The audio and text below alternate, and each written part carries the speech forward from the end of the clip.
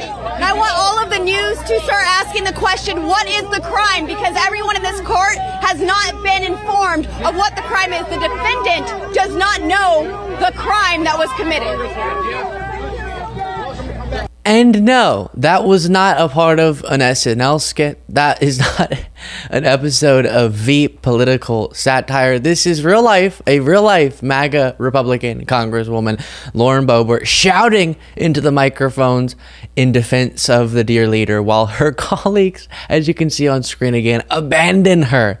Look at that. She does not notice they're all walking away. She continues to shout, oh wait, the press conference is over? Goodness gracious. Now, this is how this sort of dishonest press conference should have ended, in that sort of humiliation. And by the way, if you couldn't hear in that clip, and I'm going to play it in its full context in a second here, you heard people shouting Beetlejuice at Lauren Boebert, referencing her groping incident in public.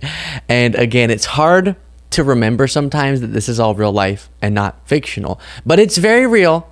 And we'll laugh at it for now so that we don't cry at the fact that this is the situation we're in as a country. But here is the full context of that moment where Lauren Boebert's abandoned by her colleagues as she shouts at reporters and is heckled. And this is a part of a press conference that was held by this House Freedom Caucus outside of the Manhattan courthouse in defense of Trump. And Trump, of course, is gagged. And so because he's gagged, he can't say certain things. He can't attack witnesses, for example, or go after the family of the judge. So what does he do? Well, he gets a bunch of his allies in Congress to go and say the things he wants to say on his behalf, which seems a little bit fishy to me.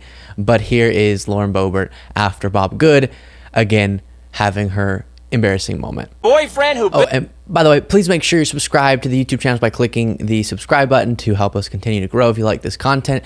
And here's more. ...the taxpayers of Georgia for time up here in New York City, colluding with the Department of Justice. We are President Trump's boys. We have his back. He will ultimately be proven innocent. Thank you. Thank you all so much. And I want all of the news to start asking the question, what is the crime? Because everyone in this court has not been informed of what the crime is. The defendant does not know the crime that was committed.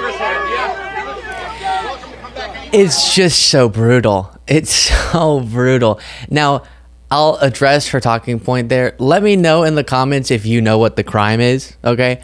You can answer her question there in the comments. But before returning to that, we'll get to earlier in the press conference where she did have more of a chance to talk before she was left by her colleagues. And here she has this to say. The outcome of this case. The outcome of this case personally affects Cohen. Everything that he has done personally affects him, and he wants President Trump to suffer. That is why he has done what he has done. That's why he has told the lies that he has. And we are here today to counter those as we stand for our friend, President Donald J. Trump. And I appreciate the millions of Americans who stand in defense of him while we have corrupt judges who he's not even allowed to speak of because of their corruptness. A corrupt judge. That's just not even close to accurate. Trump is and has been allowed to attack the judge. Every single time he's in front of a microphone, Trump says, the judge is so conflicted, so conflicted. And that's something he said hundreds of times now. Among other things about this judge, he is, based on this gag order, allowed to go after the judge. It's witnesses, obviously. Pressuring and trying to witness tamper is not allowed when you're a criminal defendant. And then also the family members of the judge, as Lauren Boebert will do for Trump here. Whose daughter is making some $100 million, raising $100 million for campaigns against President Trump. This is a scam. It is a sham. It is a show. And we are here to expose every bit of it. Mr. President, we stand with you. Yeah, so it doesn't matter how many times that's repeated. What we're seeing actually in public opinion is that people increasingly are finding this case to be more and more serious and more legitimate as the process is going on. So despite them screaming from the rooftops the opposite, time and time again, people are actually shifting in favor of thinking this is a case that should have been brought and likely Trump should be convicted. But it doesn't really matter in a legal sense what public opinion is. It's up to the jury. And the jury seems to be taking this very seriously as well. And I don't think Lauren Boebert's shouts of this is a scam and a sham and a horrible tasting ham is going to change their mind. I don't know. Just tried to rhyme there. Here's a photo of Matt Gaetz speaking, and you can see a sign was written that's behind him, bootlickers, describing these individuals. And that, as she's going, we have your back, President Trump. We're here for you. It just, oh, it's so cringy. Have some respect for yourself, a little dignity. Oh, it's brutal. Is this MAGA? My question to you, MAGA, is this really what you want from your elected leaders? And I'll say again, this is insulting to the American people, I think. But it's the most insulting, as my earpiece is having a issue. This is the most insulting to MAGA. This is the MAGA leaders thinking that all it takes is a stunt like this to make you think they're fighting on your behalf, while in reality, they're failing and failing and failing time and time again to actually implement policy that benefits your lives.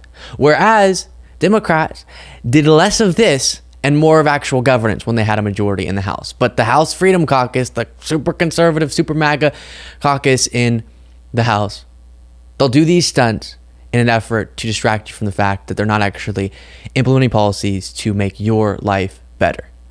And on that, you have Andy Heckles here. Let's see if I can get this correct clip pulled up saying this. This is not a prosecution. This is a persecution.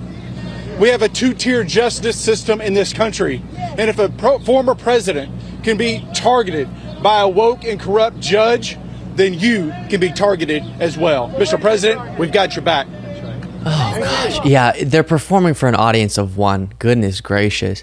And that gets to the talking point that Trump pushes a lot of, they're not coming after me, they're coming after you, and I'm just in the way, which is so ludicrous.